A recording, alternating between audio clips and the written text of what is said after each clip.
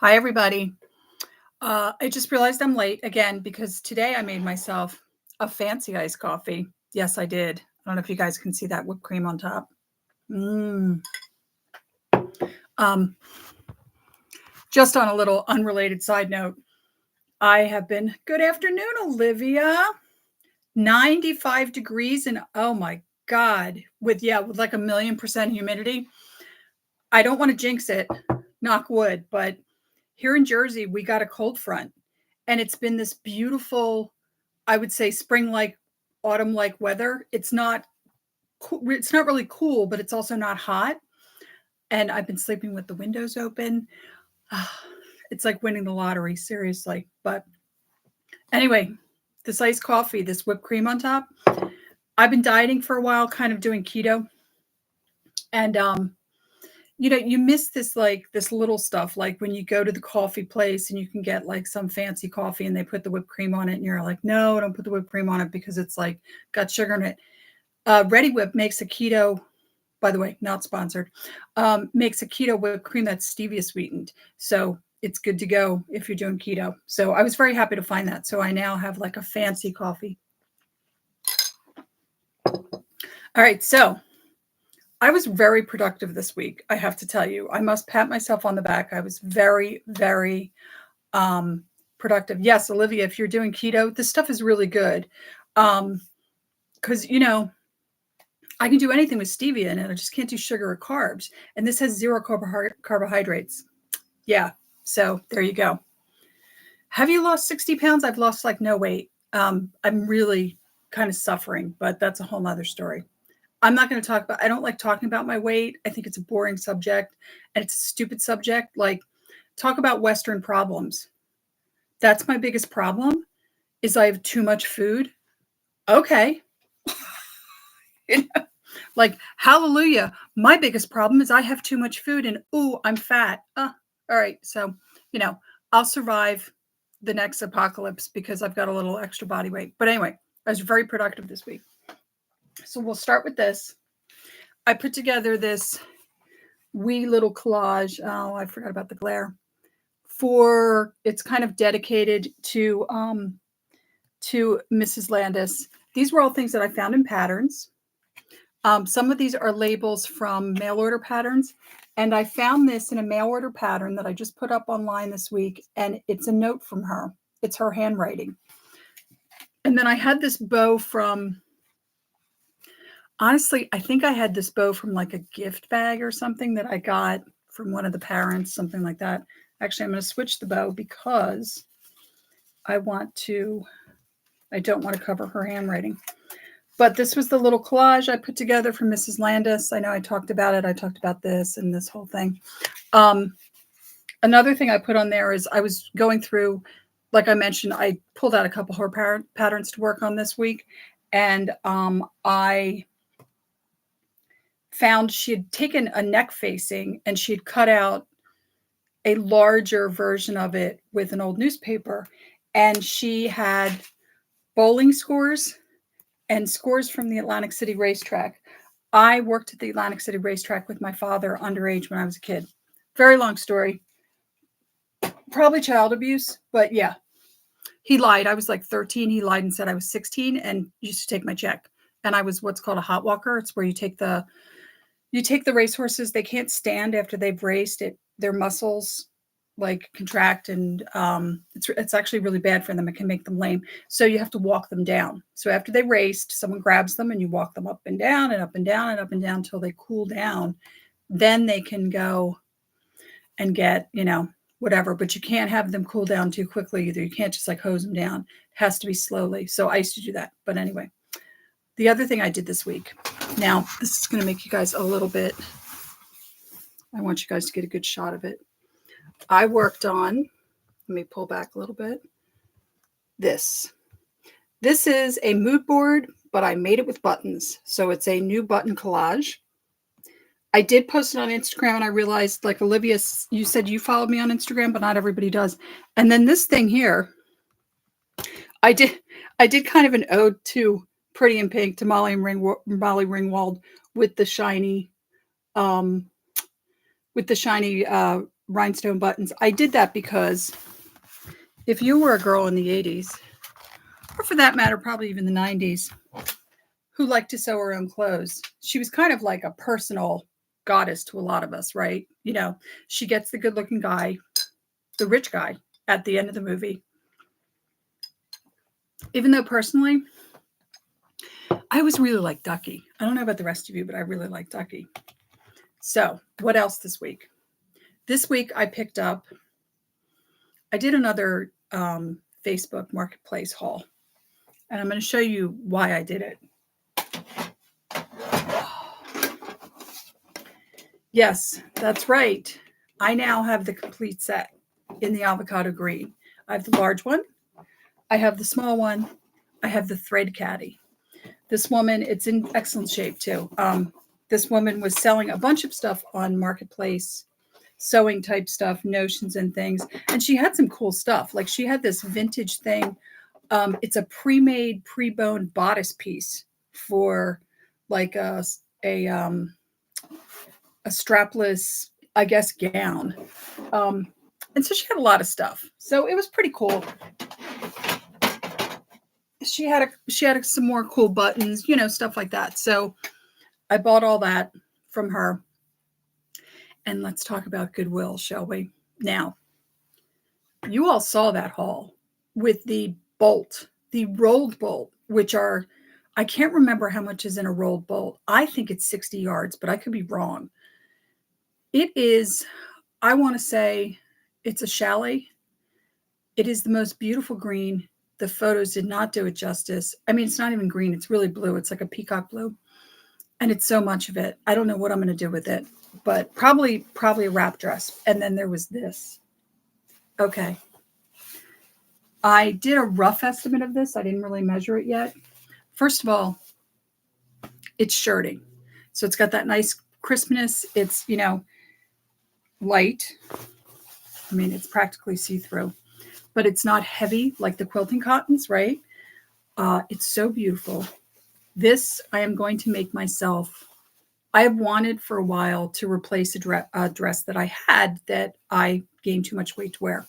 And it was a shirt dress, but it was the kind with a blouse hem, so a rounded hem, and it just buttoned down the front. And then I think it came with a belt, but I used to wear it with a leather belt, and then the sleeves rolled up and it had a tab. I don't know if I'm going to do that. That was never my favorite part of that dress, but that's what this is going to become. It's so beautiful, isn't it? And then when I did the bonus video, when I went in Friday, aside from all of that embroidery floss, which is great, and I'm going to sell it, I'll pass it on to somebody. There was this, I mean, this isn't enough for anything. It's definitely quilting cotton. It's got that nice heavy weight that quilting cottons have. But it was so cool because it has, look at that. How cool is that? A jaguar or a jaguar, depending on where you live. But I was like, wow, or a panther, or a black jaguar, right? Or black leopard, whatever it is. It's a cat in a tree. Let me move you guys over a little bit, make room for my iced coffee. So I was very happy to find that. And the real steal was that bolt of the chalet. It's like a jersey, so it's like it has a knit kind of, and the hand feel, unbelievable. And I got it for $8.99 plus my senior discount. So I think I got that for $8.50, as near as I can figure it out, which is unbelievable. I'd actually put it in my closet in my bedroom because I don't have enough room anywhere in this room, in my quote sewing room, to actually store it. And boy, do I miss sewing, by the way.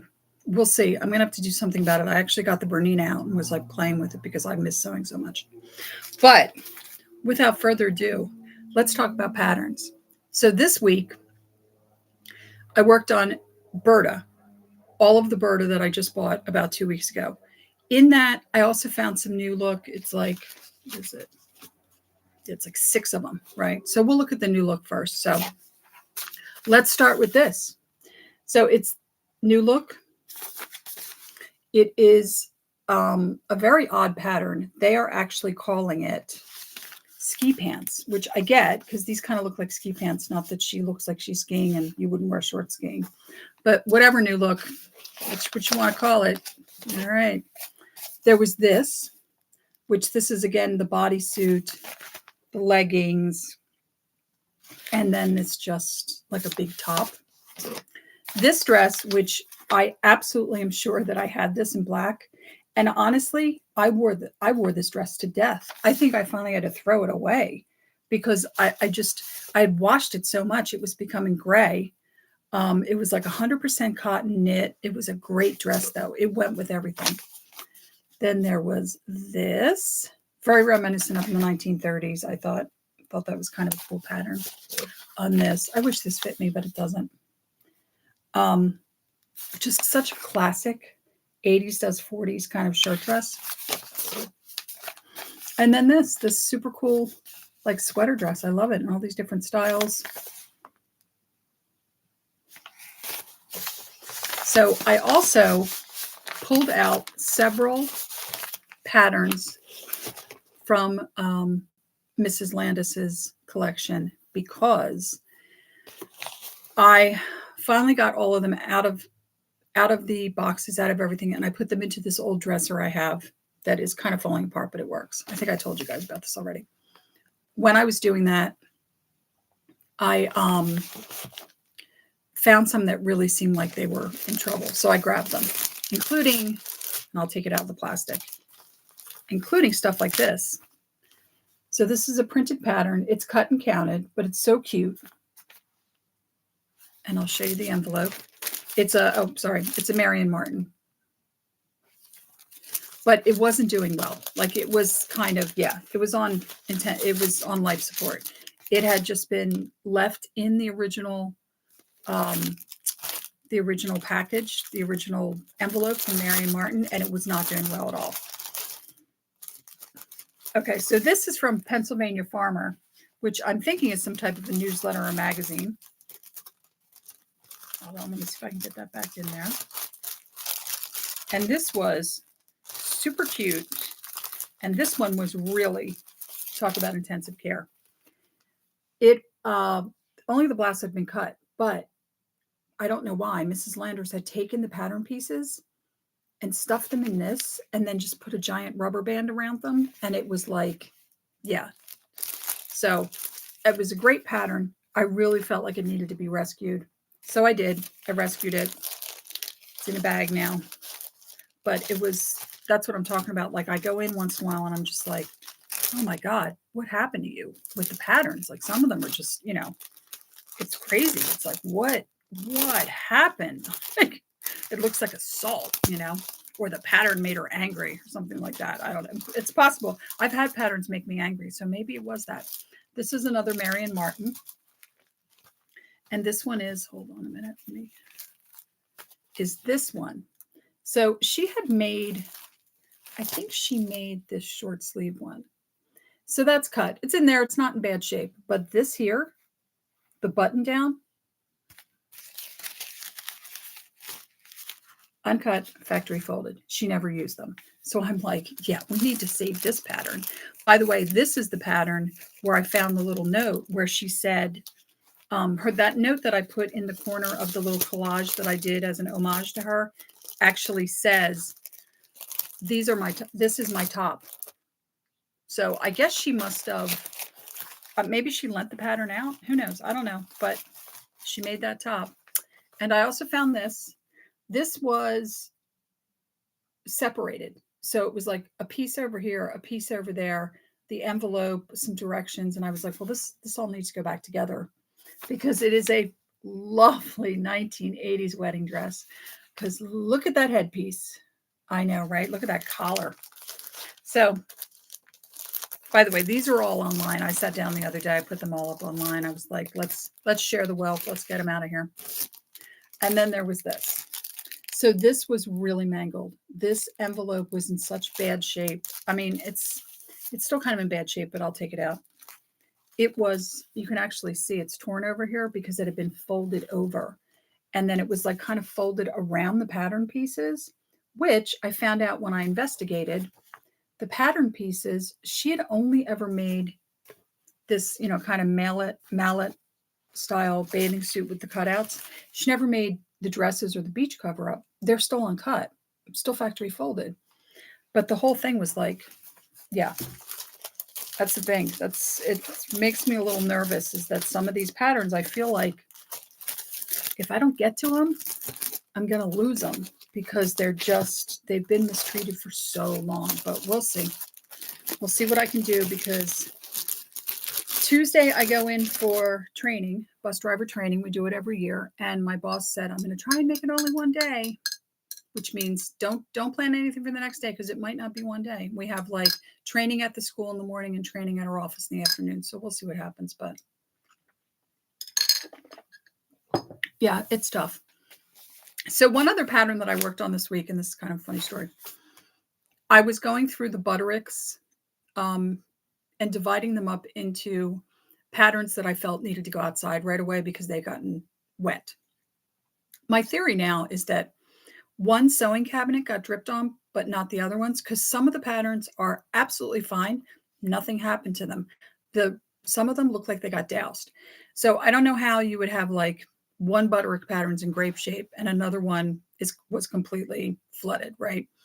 And actually none of them were really flooded. It really does look like drip marks because you can see where it's like one side is affected. So I think a pipe dripped on top of this woman's sewing cabinets, whoever owned these before. Anyway, I digress. So I'm going through the patterns. I'm separating out what I think should go outside and spend some time in the heat and the sun and dry out a little bit.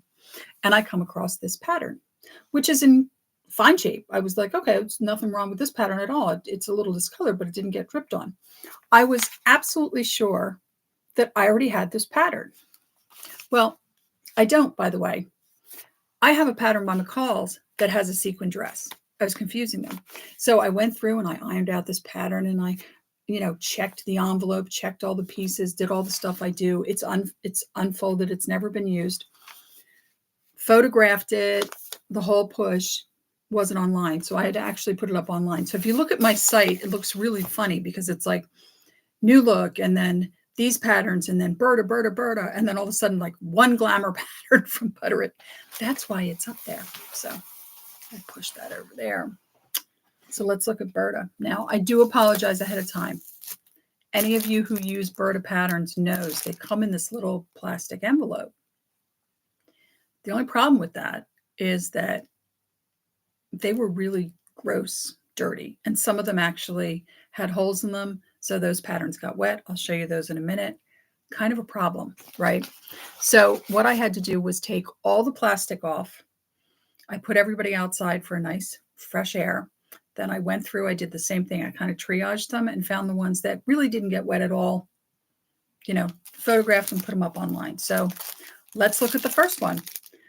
So I'm sorry about the glare because I did have to put them into plastic envelopes.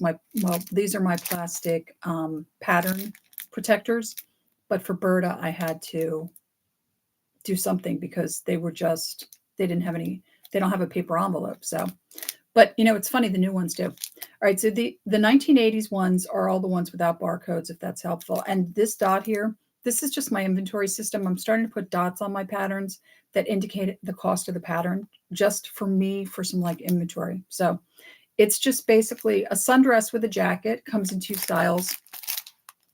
That's the back. The Burda backs aren't that great because if you look here, you can see there's the actual line drawings. But it's cute. It's a great basic pattern. And then we had this totally 80s number, which is really amazing when you look at it. It's very Dynasty. There we go again. There's the line drawings. This is so cute.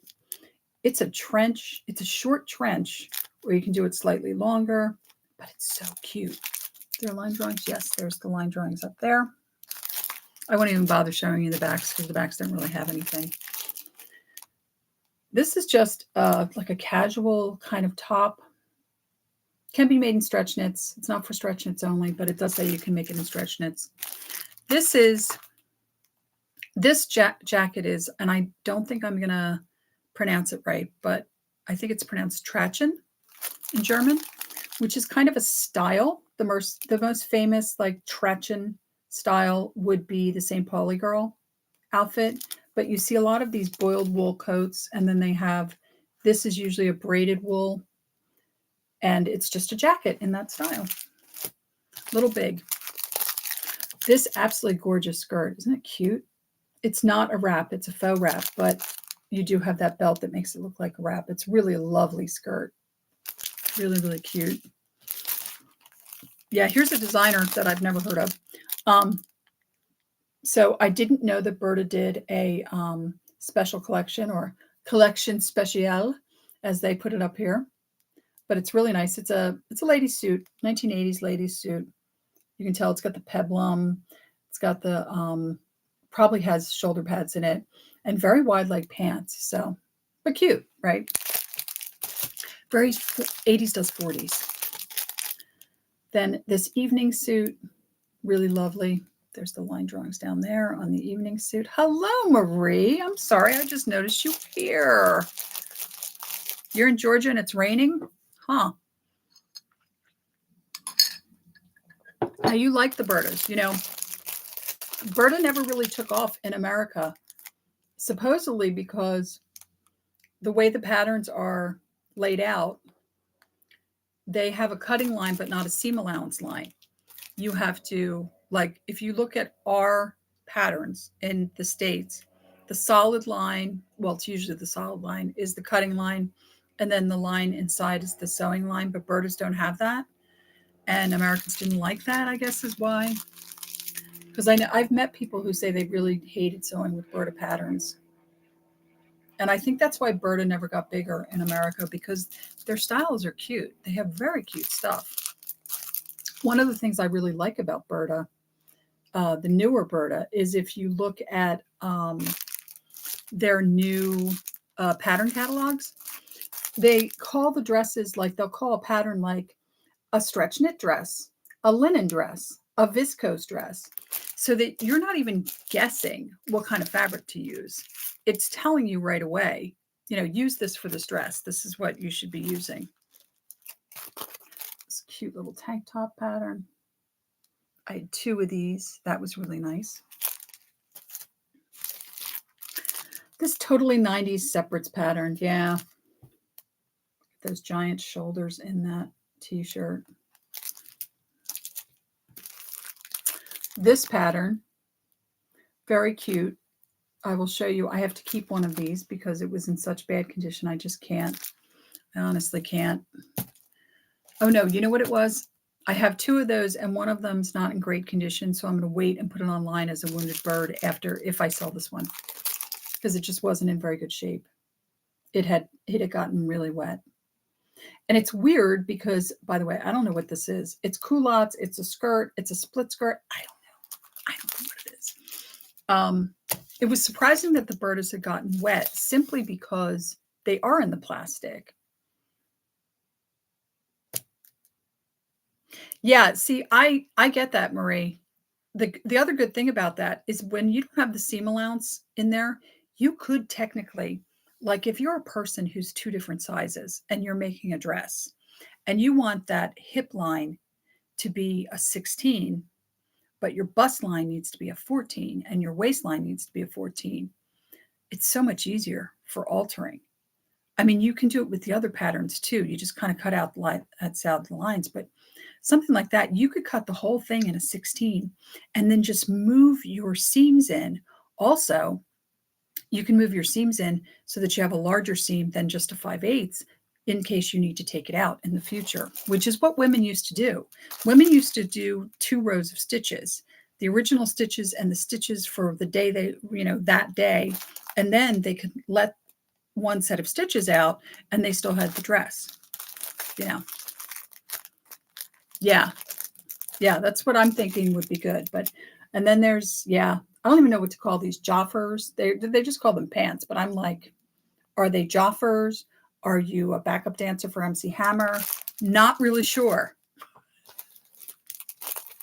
They also had some great basic patterns. I thought that even though these are a bit dated, these are some really great trousers. I know front pleats went out, but I think they're actually coming back. You know, there's nothing wrong with front pleats. I like them. Here we go again with the special collection. Again, never heard of this. Really lovely prom type dress. These are already up online. I think I actually put that one as a prom dress. Sometimes I put in the, like, you know, the explanation, I'll put prom dress because it's a prom dress. And then couture. Didn't know they did couture either. A little bit dated. Not really sure anybody's so into this now, but yeah, they did couture. Oh, this next pattern. Okay. You're going to have to like use your imagination, but the woman in the pink is what I used to look like in the 90s. I'm not kidding you. That's my hair. I wore my hair like that a lot. She's kind of got the same shape face as me. And I was like, wow, this illustration looks like me. It was kind of weird. This is so interesting. So these are Hollywood trousers, which are very high-waisted, very large trousers. They call them Hollywood, but I think they're really like zoot suit pants, but for women. And it comes with suspenders. So in case you were interested in suspenders. Here we go again with these weird pants. I don't know. It's just the pants. I just, they're such a weird shape. Again, with the kind of Joffer type thing, except in a capri. You know, keep in mind, like this is from the 1980s, probably late 80s, just before the 90s. This was super cute. I have a feeling this will actually sell well because the t-shirt has that deep kind of V in the back. I'm also wondering if it's, I didn't even think to look at the directions to see if you can spin it around, but I guess you can. And that dress is super cute. And then it's got leggings. Oh, cropped trousers. I remember this trend. Yeah, never got into this. Again, Hollywood waist. High waist, very, very flared leg. And this little cute one.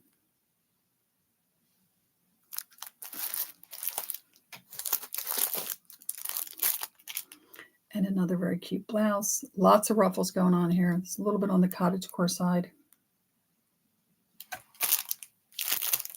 I can't remember if I put that in the description. I probably should put cottagecore. So these are some interesting trousers. And look at the one here. Has this thing that goes all the way up and wraps around your back and looks like suspenders in the front, which is just so strange to me, but you know.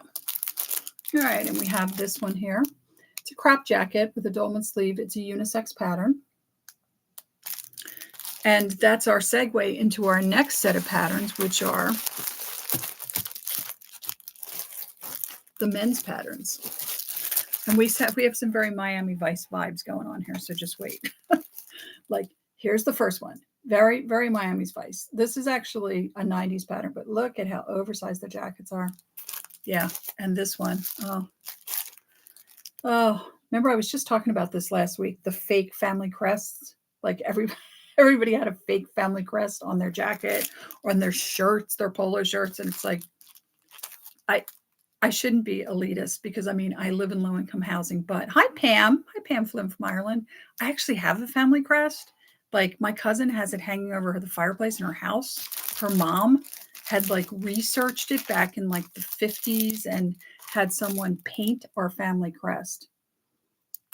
And actually, Pam, you're from Ireland. My last name is Connor. Our family crest apparently is an oak tree where you can see the exposed roots of the oak tree, and then it's got, I don't know, something else in it. And yeah, so, but anyway, I guess if you really wanted a family crest back in the 90s, you could get one from Ralph Lauren because he had a family crest literally on pretty much every garment he made back in the 90s. I remember this. We also have some birded children. Now, we're going to talk about this, and I already talked about this, but again, this one, not so much. Like, this has a very lederhosen kind of look, very Trachten, but this is really Trachen, I believe it's pronounced Trachen style. And I can tell that because you have this here, you have the chain, and you have the vest, and all like this trim here. Anytime you see lots of Edelweiss, yeah. All right, we also have this super cute little girl's outfit. And I did not mean to cover up the top of it, so there we go. It's jacket, overall, or you can do the skirt, overall, and then this, which is size for juniors, but if you're a petite woman, you can actually wear this. It's really cute. It's just like an 80s jumpsuit, including the little shorty jumpsuit. So those were all the patterns that were absolutely fine, had not gotten wet at all. I did have to, like I said, I did have to remove their plastic bags though, because their plastic bags were gross. I guess, I don't know. I have no idea what the life that these patterns had was before they met me, because it seems tragic. All right, so speaking of tragic, there were 2 patterns, I have them right here, that I will be keeping because I can't in good conscience sell them, because they began to develop a, it's not even mold, it's just advanced mildew. So here's the first one. It's cute. It's a blouse pattern. It has my size. It goes up to a 24, so it covers my size, but I'll show you what I'm talking about. You can really see the damage here. There's some damage on the back there. There's some over here. And I can't in good conscience sell this. What if somebody has an allergy? This is severe. It's not the same as like a little bit of foxing and it doesn't even smell like mildew anymore. This is severe. So talk about Tretchen. I know I'm mispronouncing this. This outfit here specifically is very Tretchen. So I'm going to be keeping this one. This one's another one. I'll show you how bad it is. This piece isn't so bad here. There we go. Can you see that? Yeah, that's really advanced mildew. I can't sell that to somebody. They could get really sick. So I'll be keeping them. Now, do I like this pattern? Not really. I don't want a vest. The culottes are interesting, but it does have this. And I don't know if you guys can see it. It's a front pleat skirt. So which is actually kind of nice. Like if you're carrying a little bit in your belly, having a skirt that has that pleat can make it seem like it gives you the illusion like, is it the skirt or does she have a little bit of a belly? So I'm pretty happy about that. So I might make that skirt. I actually think that would be really nice in a nice navy, you know. You know what? With the way colleges are today, advanced mildew might be a college course. But right? I mean, it's true. It's not like I went to school and it was like, you know, you can study all kinds of crap that we could never study when I went to college. All right, again, sorry for the glare, but so these are the patterns that got a little wet. And you'll see some of them, you'll see like the ridging where they dried out. They're perfectly fine. There's nothing really wrong with them. They just got wet. So this is a great little shorts pattern. There are the line drawings. This kind of hem, what we call this, a handkerchief hem skirt. There's the line drawings on that. And you can kind of see the rippling here. Pattern's fine. It's all dried out now, but you know, it did get wet. I got to be honest with people. I can't, you know, sell them stuff that's perfect and it's not. Thought this was super pretty. Very beautiful, flowy kind of skirt. Again, there's the line drawings on either side.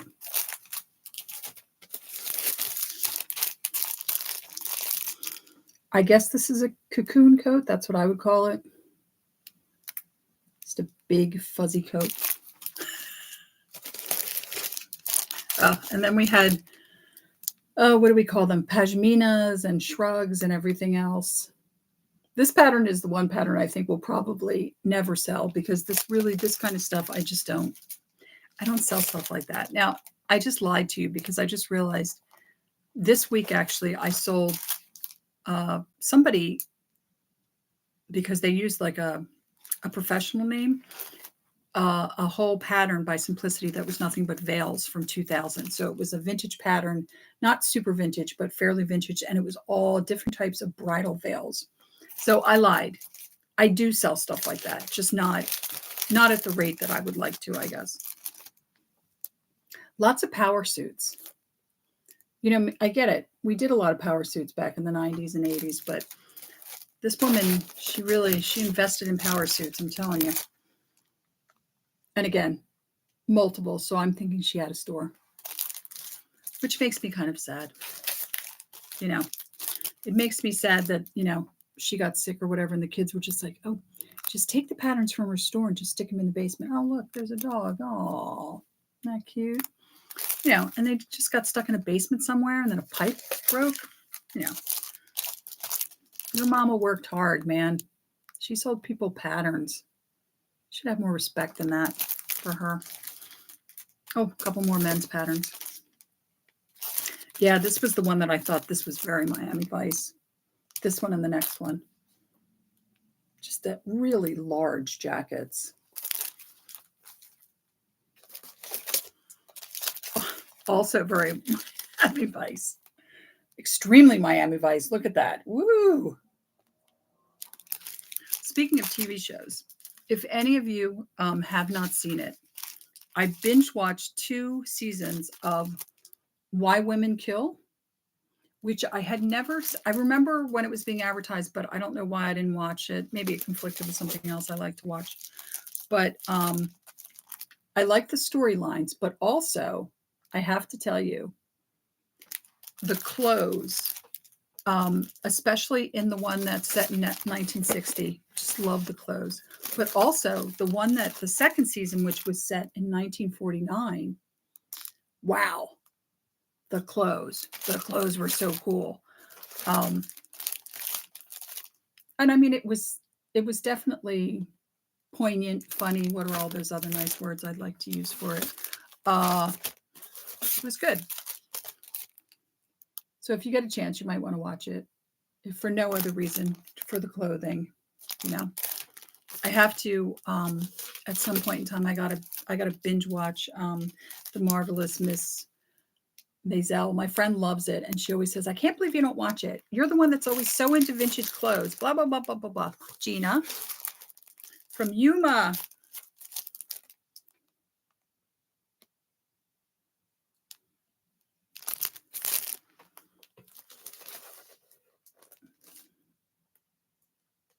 God, it's so weird to hear someone in Arizona talking about a hurricane. I mean, I survived the hurricane in Puerto Rico, and I do mean survived, like it was bad.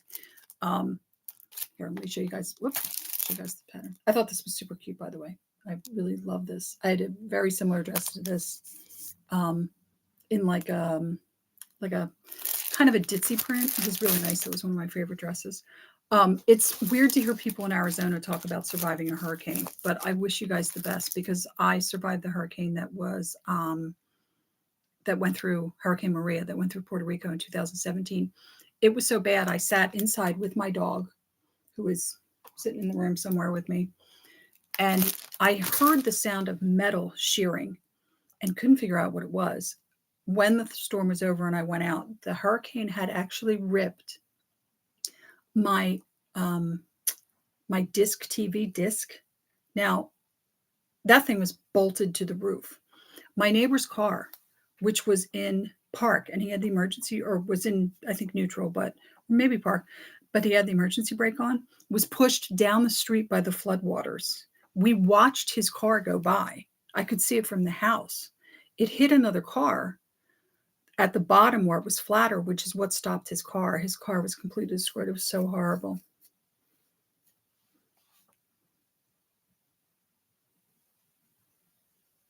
It's, and here's the thing, Olivia, I've been to Antelope Valley. I mean, I used to live in LA. I've been to Antelope Valley. I know where that is. The idea that it's getting a hurricane is crazy to me. It's just so crazy, but right? And look at this lovely suit. I love that it has like this looks like Elaine from Cheers. And this over here is, I don't know, she looks like the woman who's going to seduce the bad guys in a mob movie. But doesn't this look like Elaine from Cheers? When I saw that, I was like, is that Elaine? Looks like Elaine from Cheers. It's not. And then our very last pattern right here. Hi, Angelina. That's okay. We're chatting about all kinds of stuff today. And this is just your basic kind of pattern. So that is it for the pattern. Um, like I said, Tuesday, I have my first training meeting. We get trained every year. Drivers get trained every year. We get trained on stuff like not the driving. We should know how to drive by now. You'd think, right? We don't get trained on stuff like that, but we do get trained on things like how to recognize the signs of abuse. You know, because a lot of kids, I'm the first person they see in the morning. It's very sad, but I have a couple of kids that mom's out going to work before I can pick these kids up. Including I have two brothers who are quite young, and their father, who does not live in the house, puts them on the bus a lot of the time, or their older brother who's in high school when he doesn't go to school, because I pick up high school first. Where I live, I'm picking up my high school students usually by I leave at 6:45, so I'm picking up my first kid before 7:00. So yeah, we're out there early. Oh, I love Redondo Beach, and I love Colorado, Marie. I lived in Boulder for like 5 years. I loved Boulder, Colorado, but I love Redondo Beach. I have an old friend that lives there. Yeah, the weather is just crazy. That's what we were discussing, Angelina. We were talking about, I'm sorry, Evangelina. We were talking about how crazy the weather is. They're getting hurricanes in the desert. Like it doesn't even make any sense when you think about it, like a hurricane in the desert. It's like a sandstorm at the beach. Like what, you know? But I don't want to get political. But anyway. So anyway, Tuesday I will be doing training. I may not be able to do a Goodwill haul video. I don't know yet. We'll see. I am going to be working on for next week Butterick. There's not a huge amount of Butterick. There's not a huge amount of Simplicity. I'm still on the fence about whether I'm going to work on McCall's that following week. Like I said, I don't have any room in the McCall's cabinet. I've already filled it up. And I'm kind of like, should I just put the McCalls aside and maybe I'll air them out for a while? The ones that look like they got wet, I'll let them air out, whatever. And then we'll work on them down the road and I'll do whatever. Like the Stitch and Saves and the See and Sews now have spent so much time outside. They don't smell bad anymore. I just really need to go through them and photograph them. In fact, I noticed some of the See and Sews that I have, the envelopes, because the tops of the envelopes are brightly colored, it looks like the sun faded them a little bit. So maybe they spent too much time outside, but they do smell a lot better. I also may decide to put the McCalls aside and keep working on Mrs. Landis's patterns, because like I said, some of these patterns, I feel like I need to like save them because they're not in they're in kind of dire straits. Speaking of, way back. Hi, Pamela. Did I show Burda 5132? I might have. I have a whole stack here and they're not in order. I'm sorry.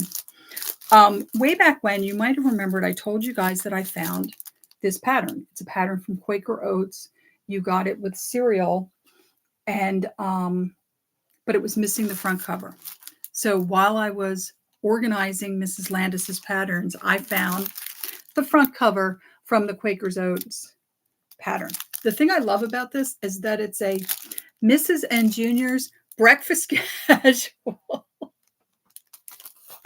I had no idea that we had a type of style called breakfast casual. I have to tell you, all of my breakfasts are pretty much casual. So I just thought that was so great. I don't know if this was before the word brunch was invented. I'm not sure when the word brunch was invented, but I just love this. And by the way, if anybody's interested, this is actually a pretty large pattern. It's 1820. And I'm looking at it and I'm thinking, well, look at all this room, right? It's basically a plus size pattern. But I was pretty happy to actually track down the cover, which is in color, and add it to, I only had the back cover. And the thing that made me so sad was this pattern was uncut. She must have gotten this from the company, because I'm sure you had to send in, I'm trying to see if it says anything. It's designed by McCall's. It's exclusively for Quaker puffed wheat or rice. The light cereals, I kid you not, look, it's right there. in writing. I bet she had to send in box tops, right? I'm thinking, yeah. I'm thinking she had to send in box tops. And I guess she just decided never to use it.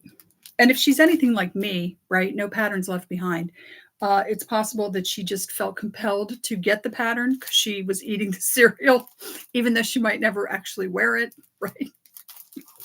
But, it's an addiction. I admit it. I can't help it. You just, but I'm very happy to get this back. So there's that.